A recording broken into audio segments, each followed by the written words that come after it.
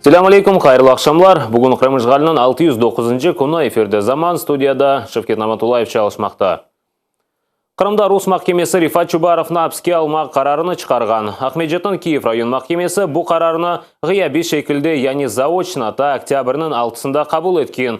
Lakin tek bugün karar meclis reisine yetip keldi. Çubarovni sanki Rusiya birdemliginde bozmaga olgan çağıruvları için qabatlaylar. Rifat Çubarovni 5 yılga kadar azatlıktan mahrum etebilirler. Очередной фарс, очередной бред. Но только лишь посмеяться над этим это значило бы мало. Я сегодня же обращусь в прокуратуру Украины с заявлением о том, чтобы против всех должностных лиц, и судья, и следователь ФСБ, и другие лица, которые участвовали в этих процессуальных действиях, чтобы они были обвинены в нарушении законов Украины, они совершили преступление, поскольку пытаются незаконно лишить меня свободы, и более того, они переступают все международные акты, объявляя меня в международный розыск. Кечкен сені Рифат Чубаровға Қырымны зиярет етмеге қабыл етілген ясақ рет етілген. Бұл ақта Қырымның Рус мемориетінің баш прокуроры Наталья Поклонская білдірді.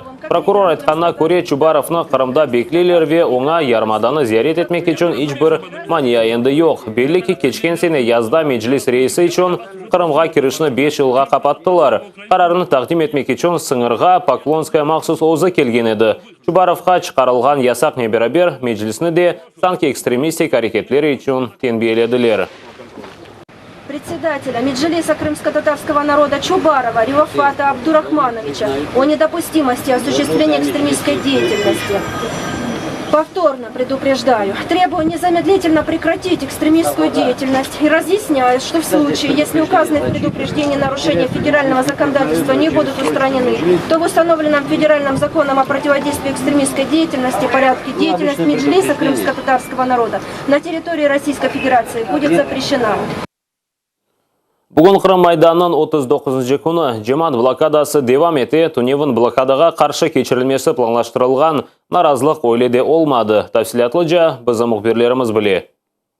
Акция должна была проходить в зоне работы блокпостов, там, где работают наши активисты.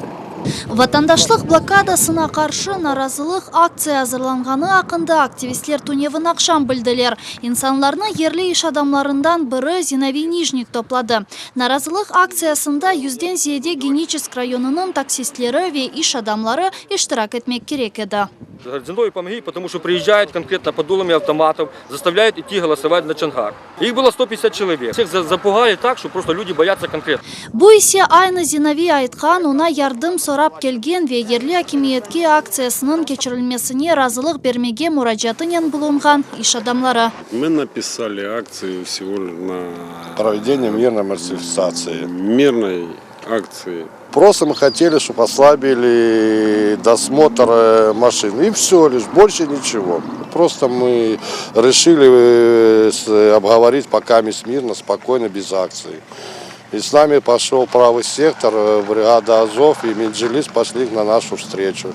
И мы решили этот вопрос пока они рассмотрят наше предложение, сказали.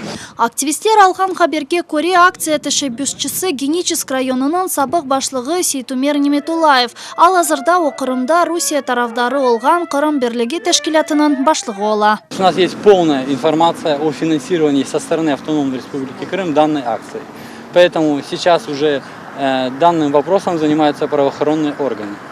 Чи маєте ви якесь безпосереднє відношення до Сейтунура Неметуллаєва? Тому що по наших оперативних даних ви з ним безпосередньо співпрацюєте, постійно ведете контакт, зустрічалися з ним особисто, отримували певні вказівки і кошти, матеріальні ресурси на ведення певних якихось агіт і сепаратистських брехня, що чистої робіт. Чистої води брехня. Чи ви знаєте його? Я його знаю, ну як знаю. Ну просто, як знаю, тому що він тут був голова адміністрації, всі знають. То я ваш друг, так? Ні, це не мій друг. Це мій ворог. Це ваш ворог? Так. Безпосередній ворог? Так, тому що ми років там 2 назад в одній компанії були, там їли шашлик. Кечирилежек акция акында малюмат новости Крыма адлы сайтында пейда oldu. Анда Чаңгардаки наразылыкта 500 инсан иштирак этежеги акында айтыла. Буны Кырым Бирлиги тешкилатынын башлыгы Сейтумер Неметулаев өзү икеге эти. Одно знаю, там же местное население, которое живет, я имею в виду все там и татары, и наши, и русские, украинцы, армяне. Они против, мы хотим сегодня зарабатывать, бизнес наш разрушили, торговать. Чисто экономический митинг хотели, они правительство. Неметулаев сайтка изаат бергенде якын келечекте ватандашлык акцияга наразылык кечирилежегини истисна этмей, ал азырда Чаңгарда эршей тынч, активисттер эр дайым киби невбетчилик япалар. Истеги олған Қырым мезунлары екене девлет имтиhanını тапшыра білежеклер. Русия президенті Владимир Путин имзалаған қанунға көре, мезунлар насыл имтиhan тапшырacağını өзлері сайлай білелер. Екене имтиhan яда эбел солғаны кебі девлет имтиhanı. Қанун бойынша бакалавр яда мутихасыз программасы бойынша тәсіл алмақ үшін тек екене имтиhan нәтижелері де келді, кириш имтиhanлары esasında да оқу yurtuna кірмек мүмкіндір.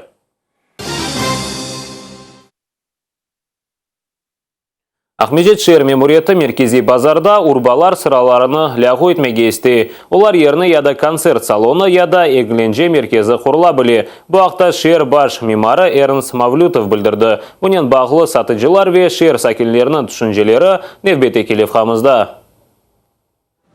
Ахмеджеттің меркези базарыны дигер ерге çevirmek meselesi çok yıllar devamında muzakere etili.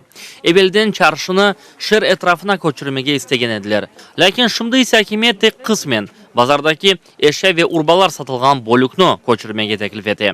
Paytaxtın baş mimarı Ernst Mavlutov bu bazarını çırkın bir yer gibi adlandırdı. O umurunda o kadar sayıda ticaret noktalarını da görmegen. Urba ve kılım bölümünde çalışkan satıcılar Mavlutov'un isteğine ciddi surette kulak asmaylar. Пока лет уже переносят, то мы уже привыкли к этим переносам. Когда-нибудь и перенесут лет через 10, может вообще уберут. Знаете, у нас, как говорится, власть меняется, шапки снимаем, опять куда-то идем. Не знаю. У нас только сделали. Да? Конечно. У нас только такое вложение только сделали. Крыши делают, новый асфальт делают. Куда убирают? Bazılarının fikrine göre koçup olmaz. Çünkü bu toprak boyunca kira anlaşması devam etti. Чтобы перенести рынок, это надо опять вложения. И этот рынок будет биться, потому что они живут с него. Администрация живет. Да. Поэтому они за него будут биться до последнего. По крайней мере, до 2020 года здесь продлен договор на аренду земли. Diğerleri eminler, söz tavriye eşya urbalar bazarı hakkında görsetili. Sanki anda stadion rehberleriyle toprak davası devam etti. Это речь шла о стадионе «Локомотив». И коль он находится на территории стадиона, этот рынок должен убираться, да. Это я слышала. Это связано с расширением стадиона. Kırım sakinleri ise kesin-kes cevap vermeyler. Kim bu teşebbüske kol tuta, kim ise aksine yok. Вы знаете, я не покупаю здесь на вещевом рынке.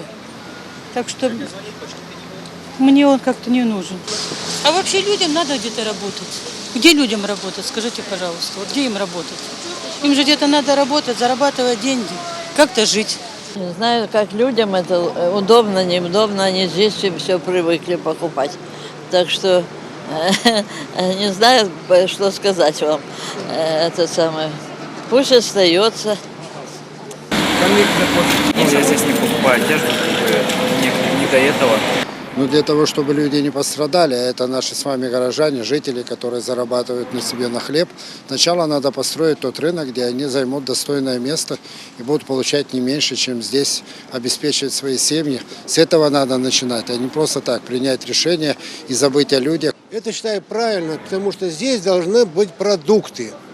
Вещи эти заполонили все, что только можно. Ehalinin ekseriyeti emin. Eğer de koçunun konu da ilan edilmesi ve toprak uçaskası belirlenmegen olsa, demek bu gayenin sonu da çokka sürecektir. Arsen Vayitov, Rustem Ahmedov, Zaman Atayır. Қырымда мескен фияты екі кереге көтерілді. Ләкин дайыре вебелерге олған сорав, евелсе олғаны кебі yok. Қырымдаки мутихаслар білдіргенне көре, риэлторлар көз фияты көтерілуіні ойледі, есетмеділер. Краснодар өлкесінде мескен FV қонут фиятлары Ахмеджитке низбеттен 30-50%ға эксіктір. Фиятларының бойле ифаделену себеплері географик ве муштерлерінің соравынен бағладыр. Чүнки бір ел девамында Қырымда фиятлар уч кереге артты. Бұл рақымлары сезонки дегілер. Это много. Это больше, чем когда-либо. Самый высокий рост себестоимости по сравнению с любым периодом из прошлого. Да? Факторы на рынке работали разные, но именно сейчас нам досталась усложненная логистика. Понимаете? И ряд обстоятельств последнего времени, да, закручивают этот винт еще сильнее.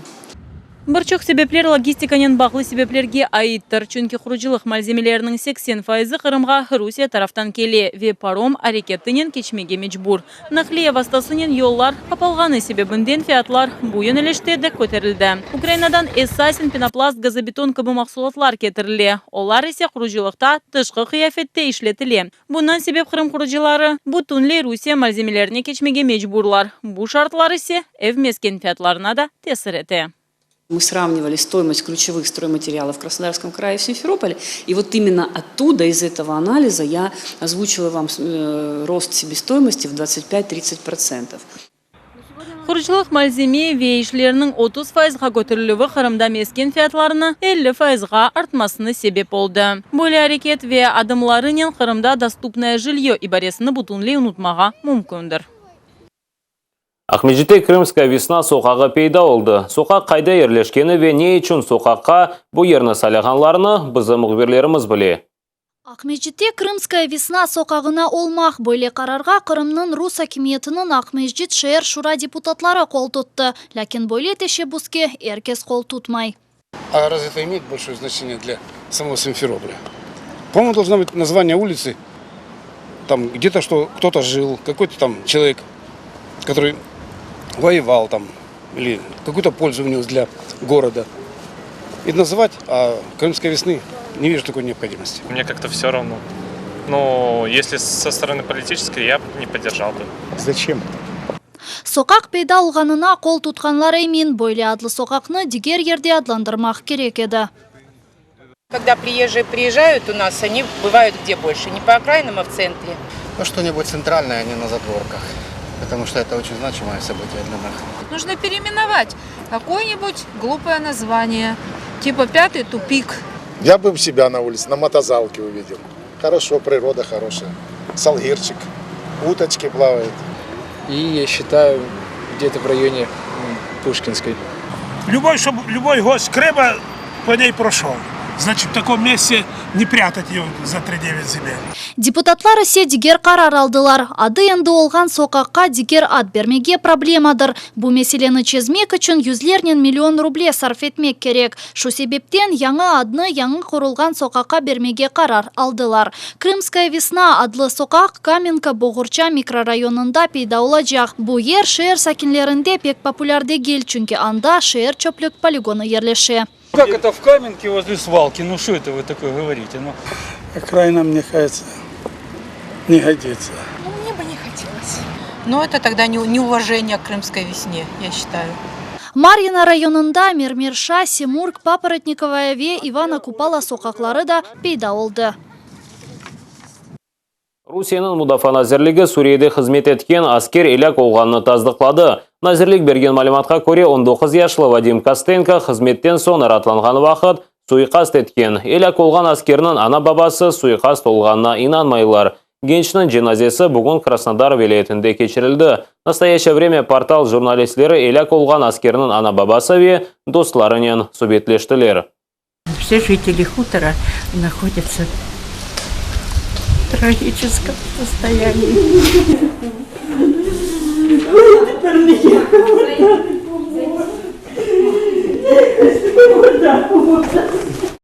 Я училась в одной школе вместе с погибшим, и он старше меня был на год. И это человек, который никогда ничего не сделал людям плохого. Он вот не знаю, я себя сравнивала вместе с ним и думала, господи, этот человек, у него не было врагов, он занимался спортом, всегда был активный, он ездил везде со всеми, куда он со всеми соглашался, он всегда помогал. Қырымлы боксшы Александр Усикны бұл сененің интерконтиненталь боксшы оларақ таныдылар. Бұл қарарыны бұтын дүния бокс бірлешмесінің топлашуында қабыл еттілер. Сонки кере Усик август айында тұтышып кечіріп, WBO интерконтиненталь чемпион онванна қорчалады. О вақыт о Джонни Мюллерні 3-ші раундта енген еді. Прячется за блоком Мюллер. И Инга Барабас не выдерживает и останавливает этот бой. Вау! Фантастичний спорт, фантастична атака, шалений пресинг і Олександр Усик відстоює свій пояс інтерконтинентального чемпіона. Том, что Саша прибавляет от боя к бою. Удар его становится все жестче и тяжелее. Халқары хаберлеріне кечеміз. Түркия полициясы мұхалифетте олған канал Түркні басып алды. Ойсе Казайпек медиа холдингіне кіре. Құқық қорғаушылар жанлы яйыны берген кабеліні кестілер. Юзлерінен инсанлар нумайш акциясына шықтылар. Олар мұхалифетте олған каналға басқыны тоқтатмаға талап еттілер. Кечелер акимет бірлешмеге кірген 22 шіркетіні өз МАСіне алғанны білдірді. Анда СМ телеканал, МД газета бар. Бірқат журналистіні яқаладылар. Акимет бұл бірлешмені Фетхуллах Гюленнен бағлайлар. Ойсе Реджеп Тайып Эрдоганның рақыбыдыр. Гюленні Девлет авдаралмасында қабатлайлар. Це операція спрямована на те, щоб змусити замовкнути опозиційні голоси, які не до вподоби владній партії, зокрема ЗМІ, неурядові організації та об'єднання. Це також стосується опозиційних партій та нелояльних до влади бізнесменів. Стосується всіх, хто не підкоряється. Кереч паром кечті өз ішіні бұкінлері тоқтата біле. Бұл ақта морская дирекция білдіре. Олған малыматқа көре октябрінің 30-ында ноябрінің 1-не қадар ава финалашқаны себебінден паром юрышы тоқтай жақтыр. Yolcularga паром сеферінен бұкінлері вазгечмеге чағыралар. Бұл ноқтада яйынымызны екінлейміз, сілерге ей ақшамлар тілейміз, дайма атайырлы олыңыз.